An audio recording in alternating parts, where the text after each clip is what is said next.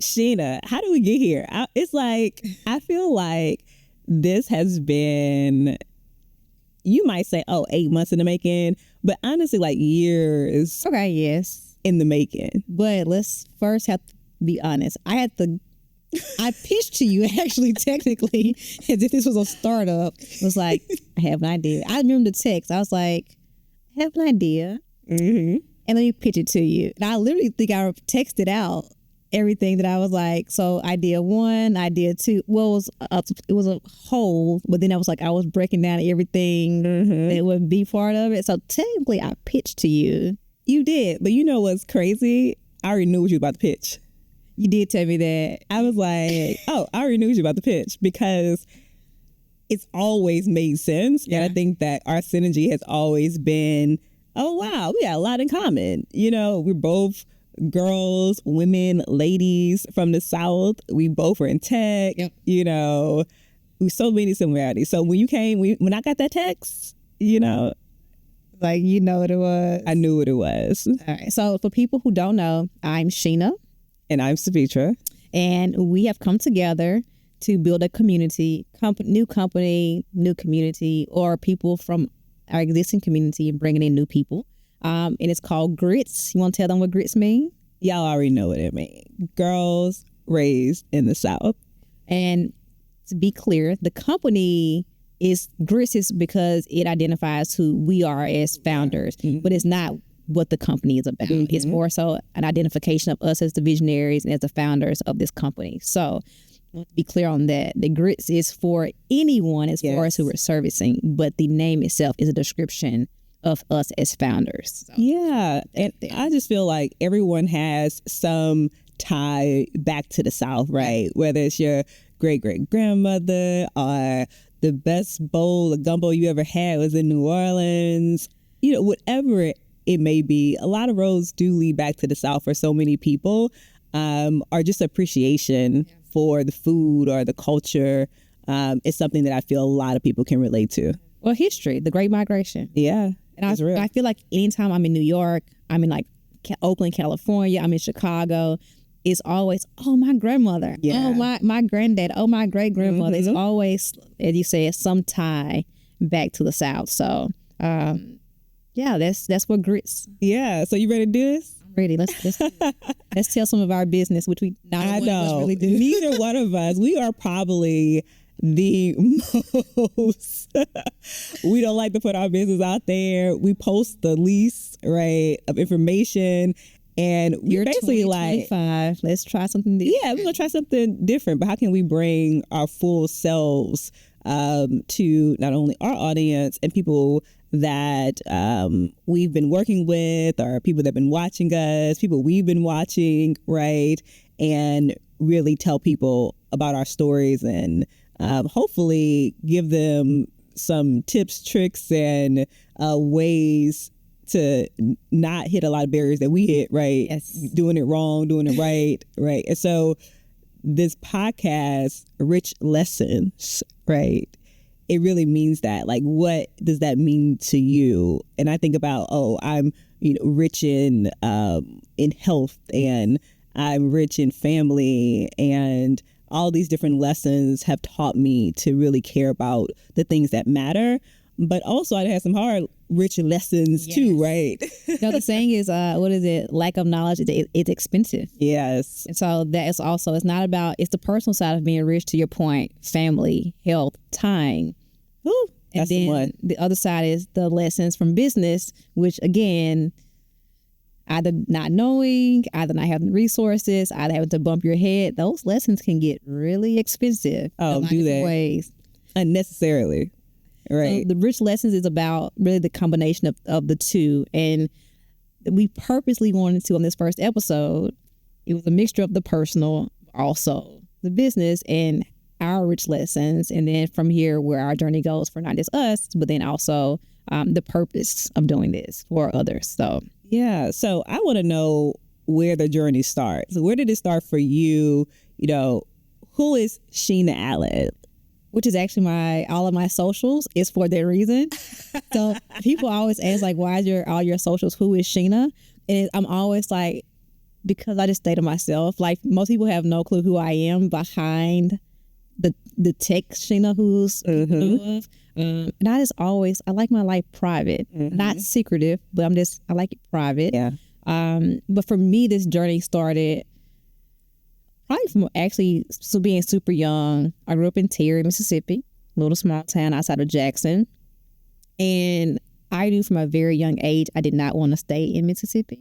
Or I didn't want to do the cycle of Terry, Mississippi, which is you grow up in Terry, you go to a state school or a local school, Jackson State, Hines Community College. I did go to a state school, though. I went to Southern Miss. But then, like, you go back to Terry, you marry somebody from the area, and it's like a cycle. And I was like, yeah, this is not what I want to do.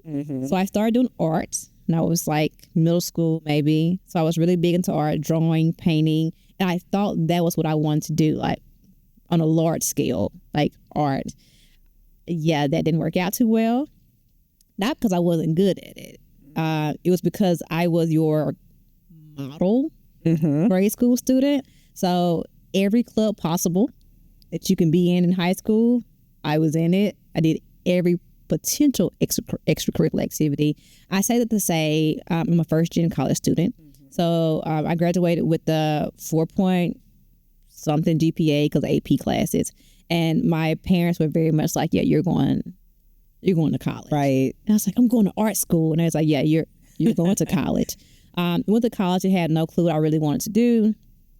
And that led me to kind of just bouncing into one part was psychology. So I do have my BS, my Bachelor's of Science in psychology, and I have a BA in film. And I also minored in marketing.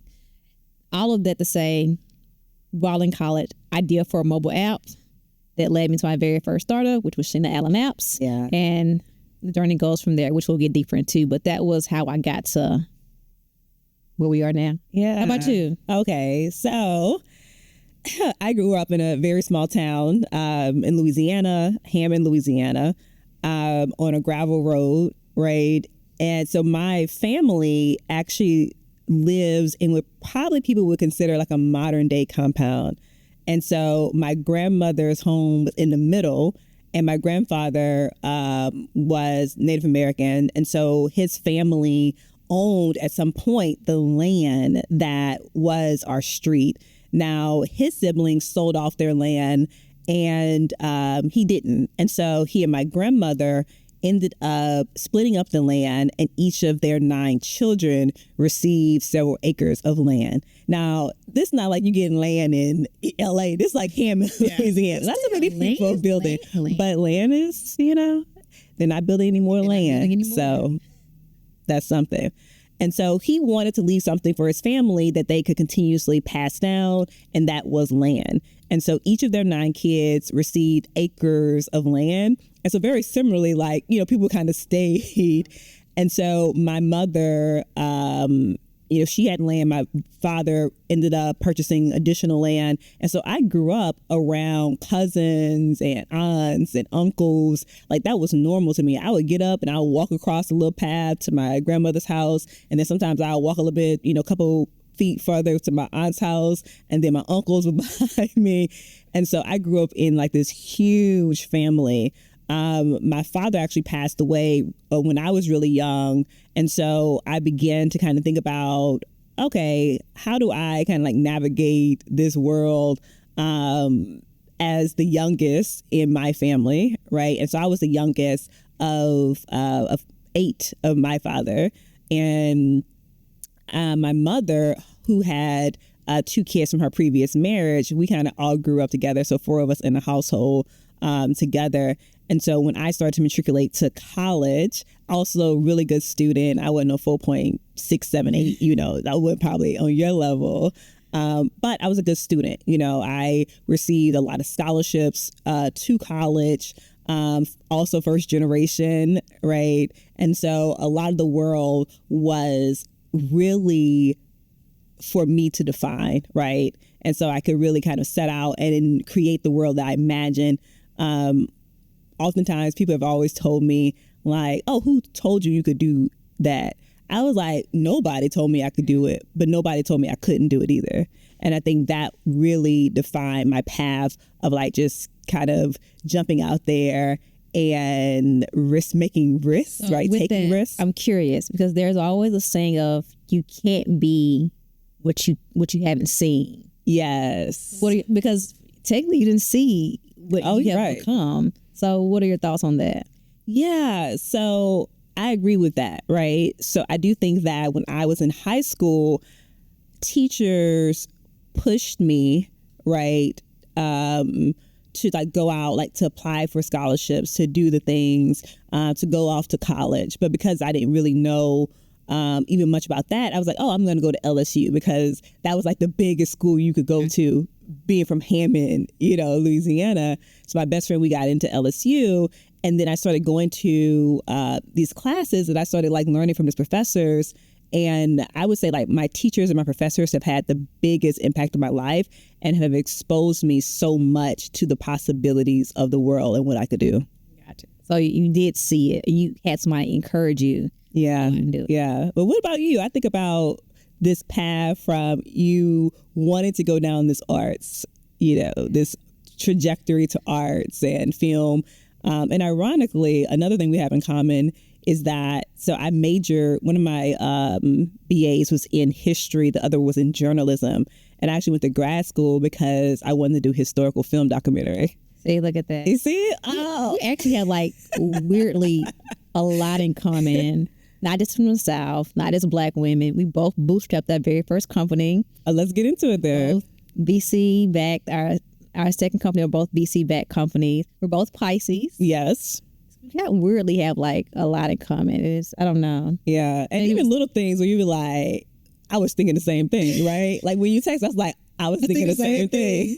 I can't think how many times you'll text me and I'll write back and be like, get out of my head. Yeah. And it's like the same. So I don't know. It's like, it's so weird. This was meant to be. It was aligned. But we didn't meet each other until we were deep in the tech ecosystem, fighting for our lives on most days. As Black women. As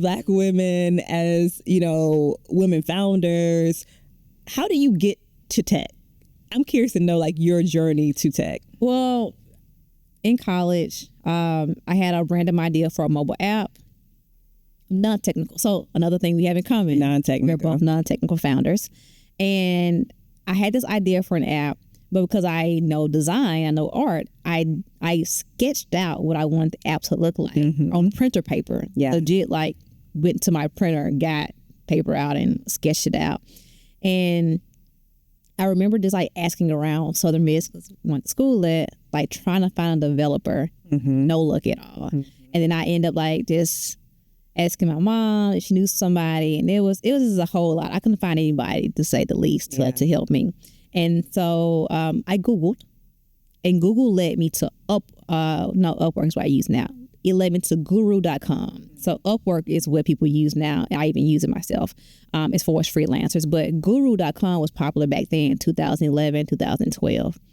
And I found a freelancer who could code it for me, but I didn't have any money. So what I did was, this was first of the semester. So this was like August, somewhere around August. And what I did was I went to my dad. And my dad is like old money. So if I ask my dad for $1 right now, he's going to be like, I ain't got no money. I ain't got no money. Now, I know he has it, but he's going to tell me I ain't got no money. So I went to him and I was like, could you advance me my student refund? He's like, for what? And I was like, I had this idea for an app. And he was like, oh, what? And I was like, I want to get this app developed. And the app was a money app, because I went to Walmart, I got a receipt, and I was like, I wanted to like take a picture of my receipt and let it convert over to like, keeping up with my money, because I was the person that like, once I left the house, I didn't want to ask my parents for money. I was like, I'm gonna figure this thing out myself. And so I was like trying to do a better job of keeping up my money. And so that was the idea that I had. I wanted to get this thing developed. Part of it was also that I wanted to be able to scan my phone against where it shows like your money is and you put your card in. Clearly I was ahead of my time. Clearly. But I wanted to be able to scan my phone so that the receipt just came directly to my phone and I'm keeping up my money and my receipts. That's the idea I had. clearly I couldn't get the whole receipt thing to work because ahead of my time, I also had no clue how to crap that worked. But I could figure out how to put an app together to build my money. Asked my dad for the money. He gave it to me. I paid every dime back, by the way. The minute I got my refund check, it was like, thanks, Dad. So he gave me $3,000 and I got developed. So that was my very first app that I ever got done. And then I thought to be rich like the next day, like legit. I was like, oh my gosh. I was like, I'm not even about to finish school. I've done it. Like, I'm about to put this app out and I'm about to like be on billions. Yeah, that did not happen. I think I got like 50 downloads. But what I did wrong was back in 2011, 2012, when you did apps, you didn't do in-app purchases. In-app purchase was not even a thing then. You had a free version and you had a paid version. The mistake I made was I put out a paid version first. So I didn't have anything free to get people to funnel into the paid version. To upgrade them. Yeah. And so that was, looking back, that was the mistake I made. But that's how I got into tech. Random idea, wanted to do this app. Didn't have the money, borrowed from my dad. He gave it to me, fell in love with technology. People say when you come upon what you're supposed to do, like you know it. Yeah. I knew it. The minute I did that first app, I was like, this is what I want to do. Like, this is what I love. And second app I did before I left college, told my parents I wanted to go and be a tech entrepreneur. They were not feeling it. My mom behind the scenes was like, cool, baby, go do your thing. If it doesn't work out, you always have a place to come back to. Your dad was like, you got to put that degree to use and go get a job. My dad was like, you have 2 degrees. You need steady income. You do a 9 to 5. Old school. And I was like, no. So clearly where we are today, I decided to go in the tech route and try it and figure it out and follow my face and be okay with that.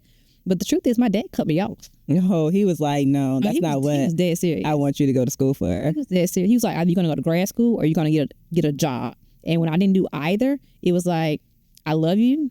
You still can call me. I still can talk to you. You're your father, but don't ask me for anything. Yeah. And that lasted for a few years. But oh man, I need to know what brought him back. Well, sometimes success brings you back, right? It does. Now, I will say my dad's never asked me for a dime. Like, he's legit, he's never asked me for anything. But it took me maybe actually starting Capway before he was finally like, no, it was before I started Capway. Maybe nearing the end of Sheena Allen apps. I did the documentary, She Started It. Oh, yeah. And I remember they literally flew to Mississippi to like interview my family. And my dad, I remember. That made it real for him. It literally, I remember it during filming, like we took a break and he kind of looked at me and he was like, wow, like you're like about to be part of a real documentary. Like you got people, a real crew has flown to Mississippi to talk about you. I love that for you, but I would love that for him because I do feel sometimes it takes people to really see it, particularly in tech, and you're talking to families. And we send our families like they doing something, child, like something on that computer. You know? I mean, be truthful. If you ask my dad today, what does Sheena do for a living? Right, something on that computer. He could not tell you to save his life what I actually do, but he'll say something on the computer. Yeah, or something. He will say tech now. Something in tech on the computer, but he couldn't tell you to save his life what I actually do. So there's that. Now let's jump over to you. So how I got into tech was interesting because, I came out of college and I was actually working for CASA, so Court Appointed Special Advocates, and I was helping with this program called Forgotten Children's Program, so a large nonprofit, and I was doing grad school on the side. And so I actually, before I got into tech, I started my first business, which was a consultancy agency called Solid Ground Innovations, which I actually still have today. And I was doing management consulting. And so I was consulting for like pennies, girl, people. And, my 22-year-old self thinking, oh, I could do these things. I could do this. And you went out there and did it because you got to have a little bit of crazy and high belief in yourself to think at 22 anybody's going to hire you to tell them what to do in their business. and with their work, but I did. And so I found a niche with like attorneys and law firms, and many of them were not doing marketing, ads. What is an ad? Like this was like the beginning of that, right? And so I would go and pitch attorneys and law firms and say, hey, we could come in and do your website. We can do your marketing. We can do all these things for you. And eventually people was like, okay, I'm going to see what you got. Right. And then from there, we started working with like nonprofits, helping them with just grassroots outreach. We would help them build their programs. We would help them fundraise, all these different things. And so I started building my team. My first hire that I was 23 was my sorority sister and really good friend, Shayla. Only friend I've ever hired in life to this day. Only person I ever hired in life. Best hire still to this day. And Shayla was like a jack of all trades. You know how early on you just need people that's going to do the work, that is going to do whatever it is that needs to get done. That was Shayla and I. And so together we was just doing the work, right? We were just getting the work done. And she was just the person I needed to help me with that. And so we began to like grow the company, began to hire other people. And then I received the contract with Aetna Better Health that changed the trajectory of the company. And it was a multi-million-dollar contract over 4 years to help them bring Medicaid to the state of Louisiana. Wow. And it changed the trajectory of not only the company, but how I thought about how big we could potentially get, right? And I was like, dang, they gave this contract to me out of all these companies. But they did it because they're like, oh, you're really in a community. And Medicaid, that's the community. And they were out of Connecticut, right? So they didn't have no ties or nobody saying, oh, pick this person. They just went online, went to the state website, saw who was like Hudson Initiative certified, which I was because I don't play about my certifications. That's another episode. But they selected our company for the contract, the advertising and marketing contract. And so that really catapulted SGI to another level. But in that process, I started getting introduced to new technology, right? And so we started utilizing like old stuff like Salsa. These are like programs like grants management, Blackbot, like the old, I call them the granddads of the world. And I was like, we need to build something. Yeah. And so I started taking money that I was profiting from SGI and reinvesting it in this idea that we could take some of the capacity services that we were building and productize it. And that is how I got into tech, because I didn't want to get left behind. And because I was like, psh, they doing it. I know I could do it. Baby, was I in for a crazy awakening, but eventually, we got it done. You bootstrapped that company. And yeah, I bootstrapped SGI, just reinvesting. We would make a little contract. We would put money in. We would go after certain contracts, win them, lose them, whatever, and just keep reinvesting. And it was very profitable. The company was very profitable. But the cautionary tale there is that tech is very expensive. Service-based companies aren't. And so one thing I learned is that, and I was like, would I have done it again? I was taking hundreds of thousands of dollars of profits and dumping it into this idea in tech. And I was like, I don't know. But hey, here I am again, doing it again. So guess I'll learn my lesson. So your first company was Bootstrap. My first company was Bootstrap. Sheena Allen apps, similar. Made money, reinvested money, made money, reinvested money. Company did really well, though. I mean, of course, I left Mississippi. I spent a little time in San Jose. And then I ultimately built that company out in Austin, Texas, where I got a really great mentorship. Because I didn't have any tech mentors. So I was neither did I. Throwing myself out there and be like, let me figure this thing out. But thankfully, ended up getting some really, really great mentors who also, not only was it learning, it changed the way, even though I ended up doing fintech, I wasn't doing fintech with Sheena Allen apps. That was more of a mobile app studio, essentially what it was. But I learned so much from wealthy people. Yeah. And it changed the way that I thought about money, which is another episode. But it's totally changed the way I thought about money. So now even, example, now for like baby showers, I give stocks.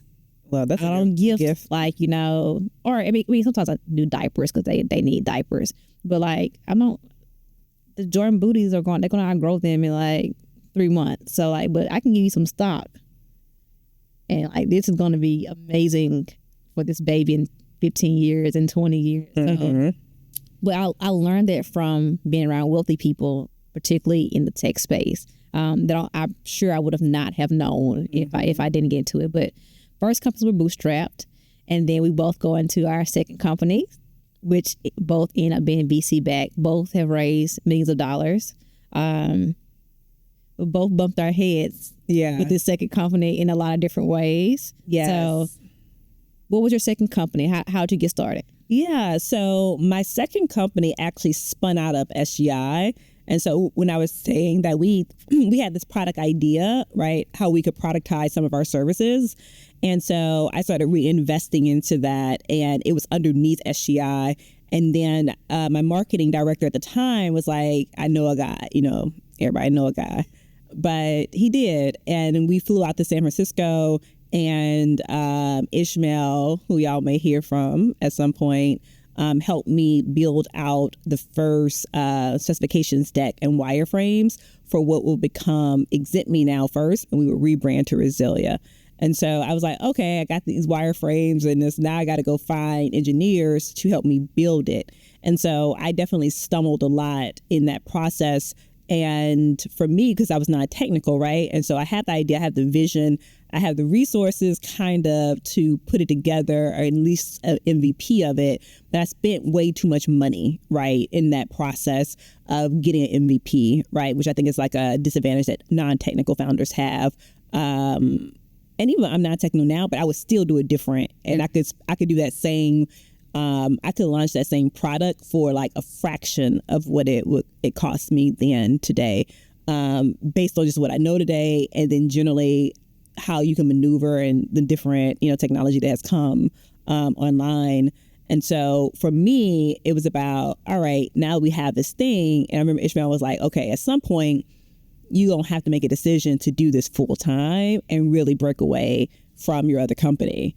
And so I was like, okay, you know, we have MVP, we're starting to get customers, you know, and I am in this need to raise capital because I can no longer dump this type of capital. I just don't have it to continuously build this product, and building software is expensive, right? And it gets really expensive. And so I went out on this journey to raise capital, right? Hell raising. I don't call it fundraising. There's something I like that about this journey. I call it hell raising. Yes. So how was your hell raising journey, especially as going out there for the first time? Because you have to put so much money of your own money. Yeah. First company's bootstrap, so clearly your money and then profit put back into the company.